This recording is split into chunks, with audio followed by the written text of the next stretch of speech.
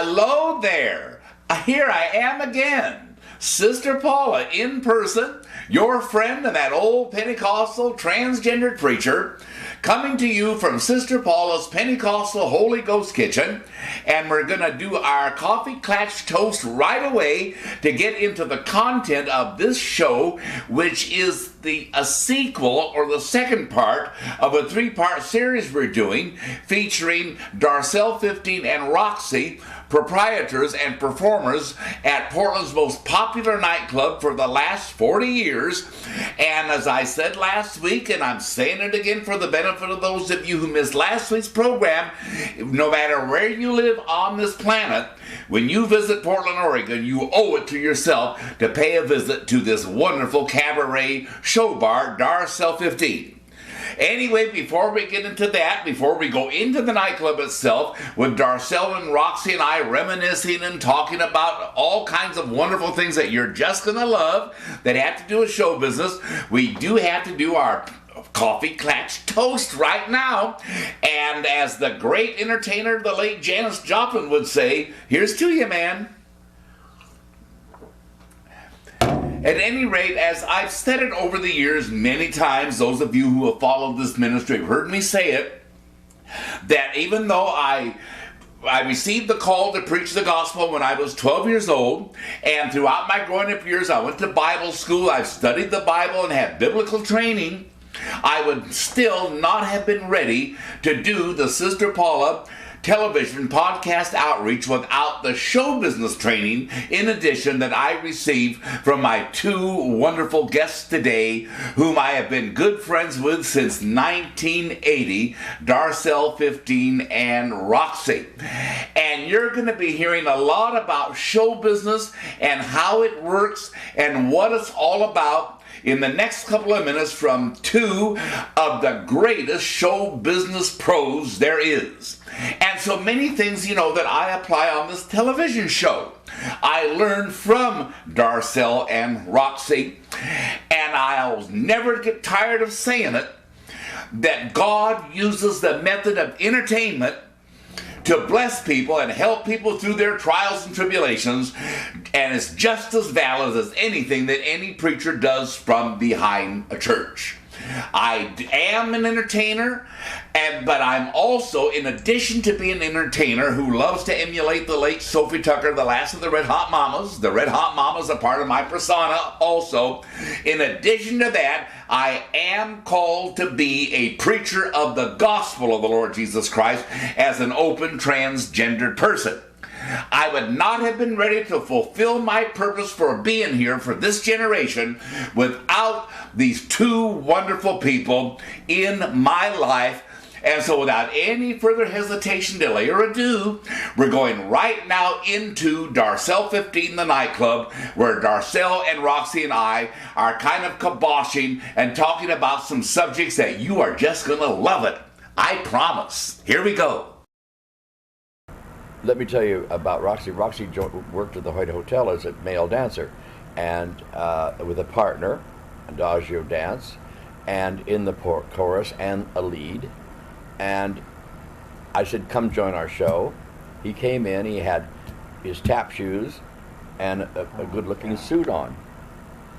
And he got on stage, on our little stage up there, and we played his record, his vinyl. It was 33 to 3rd. Mm-hmm. And he tap danced his heart out. And the audience went, yeah, polite applause. No, one, not even polite. No, not even that. Just one applause. So he came off, he said, well, the audience must be in a bad mood tonight. So I said, well, do it tomorrow. We had 3 days of shows. We had Friday, Saturday, and Sunday. So Saturday night, he did it again, the same music, the same costume, and tap danced his heart out, and nobody applauded. So that evening, a decision was made. Roc, put on a dress. You put your dress on, your makeup on, and he did. Sunday night, he put on a dress, makeup, hair, did the same song, same tap shoes, same number, and brought the house down. They stood up, they screamed, because they'd never ever seen a drag queen tap dance. we barely moved our feet, let alone tap dance, because we couldn't walk in those heels. Yeah. That was the beginning of Roxy in our show. Well, you went from that to roller skates. Well, yeah, Oh, that yeah, was so that was a given. that- After tap dancing, what else do you do but put on roller skates?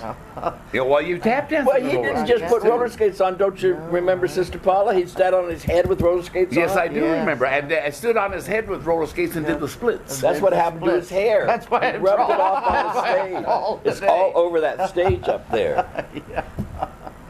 Yeah, I was always acrobatic, you know, as a male dancer, and I was always knowing. I always know the old.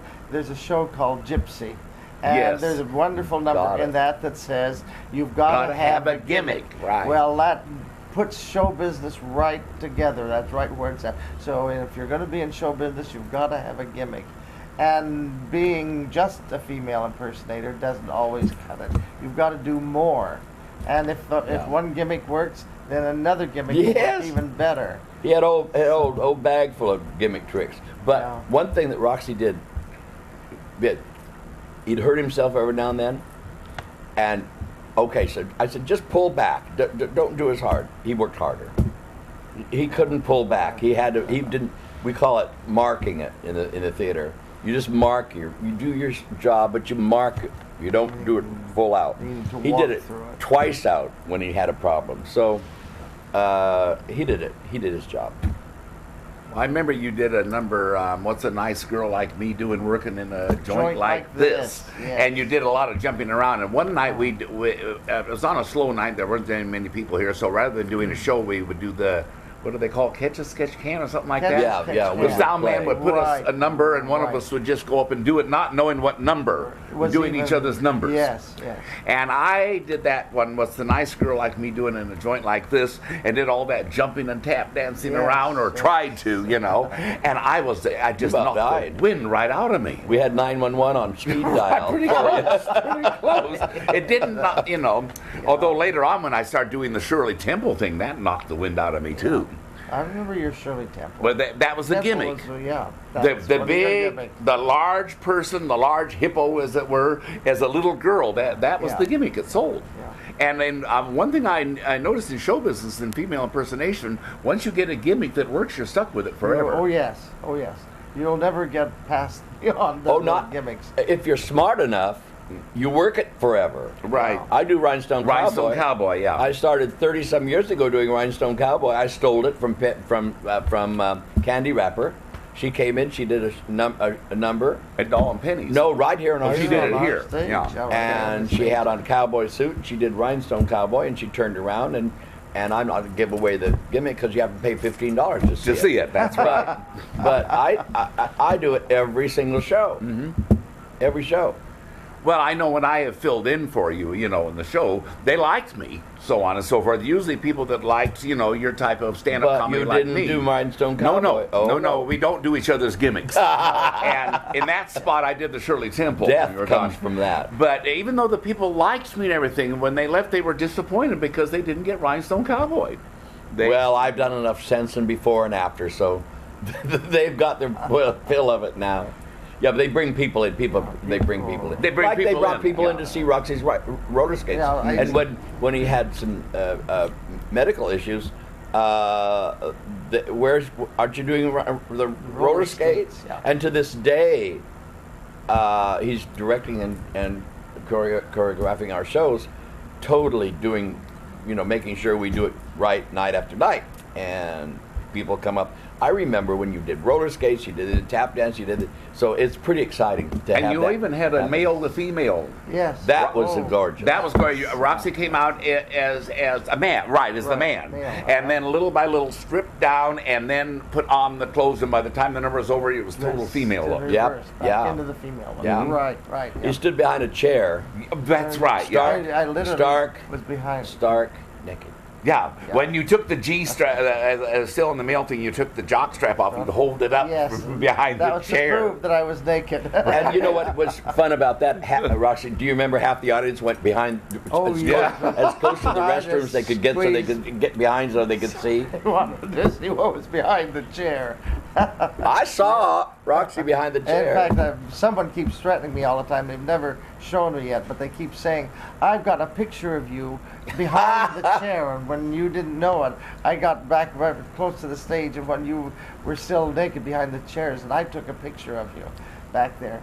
But he said, I'm going to show you that picture, but so far I've never seen it, but he threatens that picture. Perhaps Sister Paula can find it and put it on her, on the air. Put it on your show. Right. Well, that's good. No, I'd love to do some clips. No. And well, that one thing that you, Darcelle, told me, over the years, I would not have been ready for the Sister Paula television ministry, the cable access ministry as a transgender preacher, were it not for the training I got right here in this club from these two wonderful people. And I remember the things you told me, although sometimes you questioned it, but I did, and I still quote it to this very day. And one of the things that you told me was that drag is one of the most disciplined professions there is. Yes, that's right, and that's true. Yeah. You at when you have a show, we have an 8:30 show, Wednesday through Saturday night, 8:30 show on Wednesday and Thursday, and Friday and Saturday 8:30 and 10:30, 503-222-5338. When 8:30 comes, you better be ready to hit that stage. If you're not ready to hit that stage, then you're not a professional entertainer. And we don't call ourselves drag performers. We call ourselves entertainers. We're right. Entertainers. And if professional entertainers. And if we entertain an audience, and it's our job, my job, to talk to them like it was your job to talk to them. Right. And entertain them that way. That's my job, to make sure that they're up and happy, and the next performer can walk out and ride on that and give them more. And the audience, Roxy does a thing with his show. It's up and maybe a little bit of a serious thing, and then goes right back up and right back, and then a little bit serious, not heavy serious, but a little bit serious. And that's how our show should run, and that's how our format has not changed in 43 years. Another thing that you used to always say is you can get away with almost anything on stage if you'll just smile. Smile. Yes. You can call people almost right, and I do. Or have. In everyday life, that works too. And if you can smile and know, and the thing you have to know, just like you have to know when you're preaching, right? You have to know that even when you're getting a serious, heavy subject, you have to know that hopefully you're not hurting anybody in that audience. Right. You're not hurting anybody out that's watching I do the same thing from stage. If I feel, I watch who I'm talking to. And if I feel that I'm getting a little bit too heavy on them, it's not fun, I back way off. Because sometimes just a little smile and a chuckle will lighten it. Yeah, you have to do that. You have to do that. You have to be aware, and that only comes from experience. Now, there's no books that say when and how to make this all happen. Those are that kind of a hint. You only know from doing it over and over and learning to be more aware of your audience than you really are of yourself. And without the audience, you don't have a show. I'm talking about even emotionally and physically, the whole thing. There are things that Roxy did. We both cringe when we hear a performer, and performers that make zillions of dollars a year do this. How are you doing tonight? Are you having a good time? Oh, yeah, I remember you told me that. I said that on stage one time, too. What? Yeah. Only once, Paula. Yeah, I know. I didn't after that. Paula, stop. Yeah. What if they say no? Right. Yeah, that's right. You said, well, you used to say, are you having a good time? What if they say, no, we're not having a good time? You said, so what if you say, how are you doing tonight? Well, it's Christmas Eve and my mother just passed away and I got fired. Well, you can't deal with that. You got to entertain them. You can't. No, you're there to help them forget their troubles. Exactly. And you'd be surprised how many, like I said, professional entertainers don't realize that. Yeah, I've always thought that it just isn't fair that those people who are so dumb out there making all those millions, here we're so brilliant, barely surviving, and glamorous. Well, when we tape, even to this day, when we tape the Sister Paula broadcasts and podcasts. I wake up some mornings and I'm really tired or whatever, since, I had my little health thing, medical thing 4 years ago, I have up and down days. Never and know I think you'd be tired. And I think, maybe Daniel will call and say we're not going to tape today. And, but only in the 4 or 5 years that he's been doing the shows, only once or twice have I canceled the taping. I go there and I do it whether I feel like it or not. That that we can honestly say, and Roxy can honestly verify this, that there has never been a time when we've left the house and said, I'm tired tonight, I really don't want to work. Ever. True. In all the years we've done it. The show is the thing, and it keeps me alive. It keeps me jumping and thinking and going. Well, sometimes I do feel that way. Along with keeping me going. Yeah, get up. We're gonna go. Well, sometimes when I've done the shows here and also the television show, I think that. But once I get out on the stage and get an audience, or once I get in front of the camera and start, then I'm just fine. Then things roll. And you do it because I feel like I do the television thing because it's the will of God that I do it, not because I feel like doing it. Exactly. And I don't always feel like sitting in front of the camera and there's smiling. a difference, is there? Yeah. But the thing of it is, I put all that aside and concentrate on the people out there that are listening to me. And just like you're here, see, there's a great similarity between show business and preaching anyway. Yes. I agree. Your greatest evangelists and preachers are entertainers. Oh, absolutely. Catherine Kuhlman, Amy Sullivan McPherson, brilliant entertainers, And they had a gimmick each time. Oh, they did. And so I concentrate on that and forget whatever it is I'm upset about. Right. You can't take your problem. No, you can't. That. Oh, no. I will admit there's a temptation once in a while if you're upset about something or somebody to put that on there, but I don't do it. Right. But I'll admit I'm human enough, I'm tempted to do it. But once I get going after about 5 minutes and everything, and I sort of get on a roll, as we call it in show business, then I'm just fine. Yeah. And but there have been times when I've come down here on a Monday and Tuesday night when we had 6 people. Well, we do that too. We work. Yeah, I know they you do. get just the same You show. give them the same show and the same energy as if you have a jam-packed house of people. Jimmy Durante, of course, none of your audience I is love going to know Jimmy who that Durante. is. Used to say this: don't blame the audience that's there for the people who didn't show up. So you give them a show. You don't blame the people there. Right. Do you follow? Oh, yes, I do. Okay. So you give the same show if you have 10 people or 1,000. Oh, I know Roxy said that to me when I first came here, about everything. Those people don't care if your mother died. No. Whatever, No. They're paying good money. On Christmas Eve and you lost your job. Yeah. And that's true. That is so true. And we've proven that to ourselves over and over and over again. Well, Portland hasn't always. Portland, Oregon now is a fairly liberal, open city, but it wasn't always like that. Darcelle will attest to that too. We grew up here in the 40s and the 50s, and Portland at one time was very conservative. We had a mayor in the 50s, Dorothy McCullough Lee, that shut down a show that did female impersonation shows and literally drove them out of town. You're older than I. She was I don't remember that. very... Well, I was just a kid. I just heard Your about it. mother told you about it. No, I heard about it when I was growing up. I did too. I did too. But I didn't know the details of it till later. Yeah. There was the Clover Room. It was up on 10th, I think. Yeah, the Clover Room. She also closed down the houses of ill repute. I thought it was called the Music Hall, whatever. And, the house that you live in, Darcelle and Roxy live in a beautiful historic home here in Portland, and it was a speakeasy, wasn't it, in the 20s? The House of the Fallen Doves. The House of... Yes. It's soiled. The House of the Soiled not Doves. fallen, yeah, soiled. It was soiled. They were the House of Soiled Doves. Wasn't that side door that goes to the basement, was that the entrance to the speakeasy? That was the bar. To the speakeasy. To the bar and the gambling. Back in Prohibition. And the upstairs door was a whole different thing. Was hookers. Were the ladies Paula, we were talking church. The ladies that were upstairs. Ladies. Oh, excuse me. Mary Magdalene's, huh? There you go. And Dorothy McCullough Lee shut that down too. Down. She sent her henchmen out to close that ill. Well, they were the police. Down. They were the. So, that's documented in the Oregonian archives.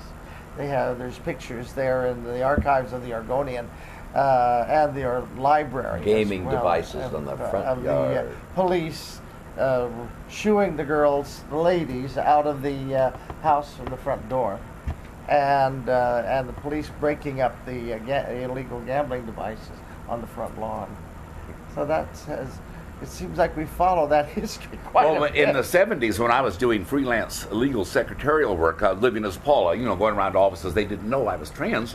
Dorothy McCullough Lee had an office in I didn't work for her, but she had her office in that firm. Oh, really? Yeah, she was. She was still around. Yeah, that was in the 70s. She was kind of gray-haired then, Yeah. but she had her office there, and she smiled and said hello. I never really got to talk to her, and I thought she only knew who and what I was, but I was kind of closeted. I think she'd then be too. kind of in history, in the light of history, be kind of an interesting thing if she were still alive.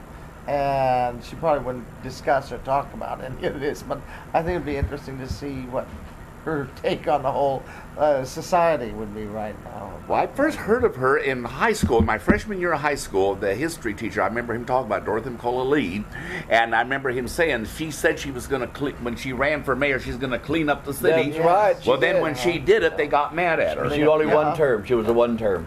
Oh, I'm sure she was. One term out. But fast forwarding ahead, then you actually went to high school with Bud Clark, who became a mayor here later. Yes. Very popular. Bud In fact, I took a picture of you and Bud Clark, who was the mayor of Portland in the 80s, I believe it was. Late 80s. And you went to high school with Bud Clark, yes. and he came to your birthday parties, a mayor of the same city. And then, of course, we had Vera Katz, who was one of the judges for the La Femme Magnifique Female Impersonator Beauty Contest. And gave me the Portland Award before she stepped out of office. And so the thing of it is, though, what you have done here, what Darcelle has done here, as over the years in Portland, has contributed a lot to gay people, lesbians, trans people, and entertainers, drag entertainers or performers or whatever, being acceptance. We have acceptance now here in Portland. Speaking as one who was born and grew up here, we have acceptance now in Portland because of Darcelle. And when Darcelle passes on, which we all do sooner or later, you, Paula, bring that up. Although Darcelle will give you an argument about that, she's always going to be here, she says. But the thing of it is, I will always say that Portland, and I'll have that in my autobiography when I get to that chapter, that Portland has become a better city to live in because of Darcelle. Well, thank you. And I really mean that sincerely. Very We have kind. been involved in just about every phase, every organization certainly in town, and charities in town, and we've never said no if they want. No, you don't. I was telling Daniel that I said Darcelle goes out on more charity things all the time, and it comes back to you. Oh, it does. It all comes back. Yeah, it all does comes all back. come back. in one of her famous nightclub routines called "I'm Living Alone and I Like It," the late great Sophie Tucker, last of the Red Hot Mama, says, "When some handsome young man takes me out to dinner, some struggling young lawyer, or even a clerk, if when the check comes to the table and he's not financially able, you know me, how I love my charity work. And I'm going to tell you right now, before any gent ever moves his camel into my tent, I'm going to make sure that he can afford to pay the rent, or I'll go on living alone and like it." But you know, Darcelle, over the years here in Portland, has raised literally thousands and thousands and thousands of dollars for for hundreds. I don't think I'm exaggerating when I say this. Darcelle has raised thousands of dollars over the years for hundreds of charities by making personal appearances. Darcelle's favorite charity right now is Camp Starlight, which is for children who are born with AIDS, or I believe it's children whose parents have AIDS, that type of a thing. And Darcelle, along with another entertainer here in Portland, Poison Waters, they spend hours upon hours raising thousands of dollars for this particular charitable cause. and for the cause of AIDS and AIDS research and finding a cure for AIDS. Darcelle has been instrumental in raising thousands of dollars for that too. Darcelle, as an entertainer, loves her charity work, and Darcelle has manifested the love of God to thousands of people over and over again in her role as a glamorous entertainer. Oh dear, where has the time gone? Our time is almost up. We have another program where we have a little bit more of this interview with Darcelle and Roxy coming up the next time we come into your home, and I'm going to be sharing some other important things with you in connection with this ministry, in connection with show business, and I know you don't want to miss it, and I don't want you to miss it. And like I said before, if you're visiting Portland, if you live out of town outside of Portland, Oregon, when you visit Portland, do yourself a favor, give yourself a treat. You owe it to yourself to catch this wonderful entertainment at Darcelle 15. Well, talk to you later. Bye-bye. This is my story.